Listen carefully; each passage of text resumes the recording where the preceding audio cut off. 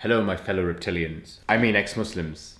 So today we're talking about Ramadan. Ramadan's coming up and all the feels that come with this time for people who are in the closet. I remember the one Ramadan I did in the closet was really hard. Lots of emotions I didn't actually expect.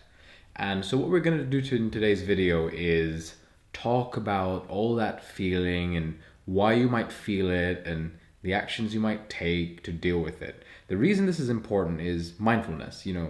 If we're mindful about what's happening around us and how that might be affecting how we feel, it helps us actually not be surprised by the emotions and also take actions to make sure that our mental health doesn't degrade. And it kind of makes sense. Think about it. Like, you've got years and years of emotional stress with a lot of ex-Muslims, and Ramadan happens, for a whole month in the year, and it's a pile up of religious activities, people all being super holy and religious, and also pushing it down your throat a lot of the times, having to actually put aside a lot of your life in order to be religious or fake being religious when you completely don't believe in it. So you can understand why it messes with people's heads and why so many people come out in Ramadan to their families by accident. They say, hey, I'm an ex-Muslim, and they do it by accident, and it's bad if you haven't got plans. Like, so many people I know get made homeless around Ramadan time because that's when things hit the fan. I won't say what, but things. So there's three things that I think are important with the feels that we have around Ramadan. One is the feeling of being trapped. Two is the feeling of being alone. And three is something I've totally forgotten, and I'm going to look at my screen, and it's the feeling of being at the edge all the time. So what I mean by being trapped is that a lot of people are living this kind of double life for a long time as an ex-Muslim. And Ramadan, you're being forced to kind of, go to all these religious activities all the time. You've got Taraweeh at night, you've got Suhoor in the morning, it's like 3 a.m., 4 a.m., whatever it is, and you're just trapped. You just feel so trapped. And that trappingness is also about the future. People feel, I can't do this anymore. I can't do another one of these. I can't do another month of forced religious activity. And when will it change? Can it ever change? How can it change? I can never get out. And that sort of rumination of those thoughts and feelings can really mess with your heads, because you're kind of you're not thinking of positive ways out. You're thinking of constant negativity. And the way our brains work is quite interesting. It's when you cycle through thoughts, you're kind of strengthening those cognitive pathways, those bits in your brain, the machinery in your brain. And when you strengthen those pathways constantly with this constant negativity, it can cause real mental health problems. So that's a big problem, that people kind of feel so trapped and they constantly think about it, and they just sit there and they ruminate and they think, I can't get out. And it's part of what makes Ramadan so hard for people. The second thing is feeling alone, because you might be surrounded by family who are religious. You might be surrounded by family who are religious and loving it. I grew up loving Ramadan. It was like such a community time for us. And, when you're not connected to that anymore, or you feel like you're lying because you're living a double life, you don't feel like you have anyone else. You feel completely isolated. And guess what? Humans, we are social animals. So when you don't have that feeling of connection, you are damaging your mental health. It's a big, big, big part of the problem, that people just feel completely isolated. They trap themselves in their rooms.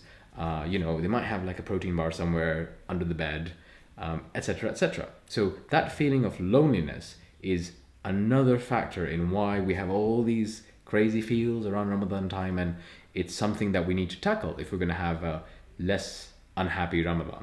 The third thing, that's six. The third thing in Ramadan is the kind of constant feeling of being on the edge. So what I mean by that is, if you are hiding food, or if you're like not praying Taraweeh, or whatever it is, you're gonna get caught, or you're afraid of being caught.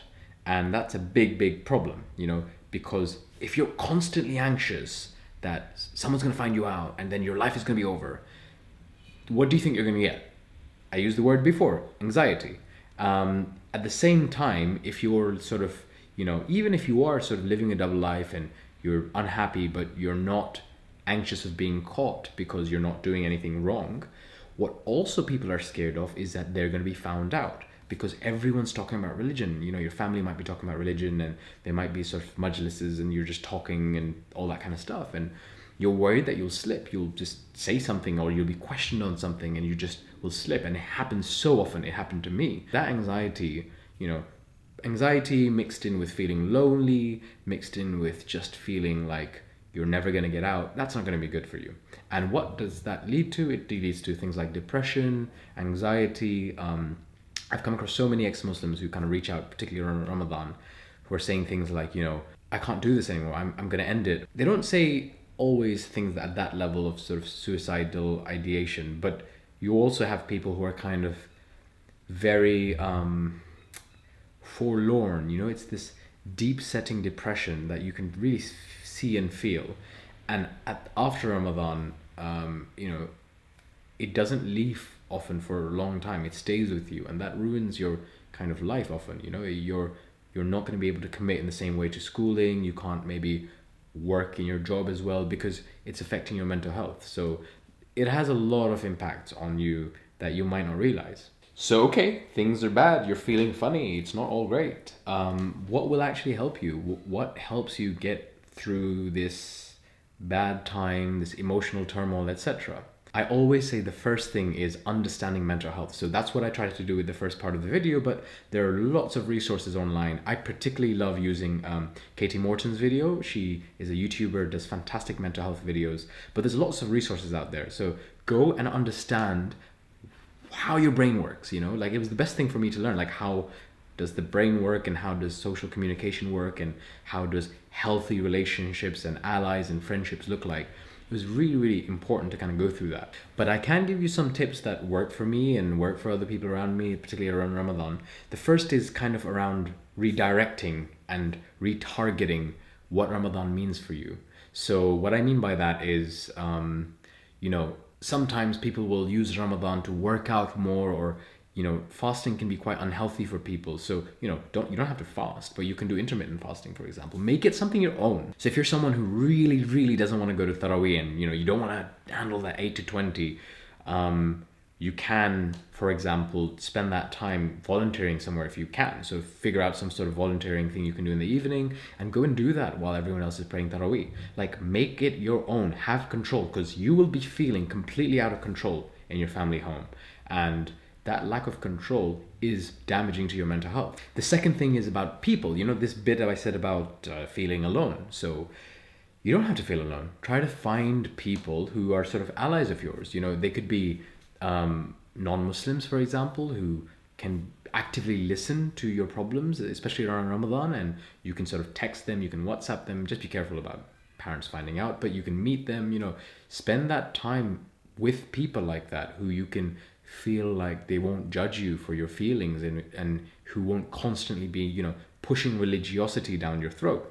It's the same with Muslims, actually. So, you know, find Muslim friends, if you can find any in your area, who are not toxic for you. People who, even if they don't know you're an ex-Muslim, people who will not force religion on you, you know. And if you're not fasting, for example, they don't care. You know, for them, religion is a personal thing. Find those kind of people.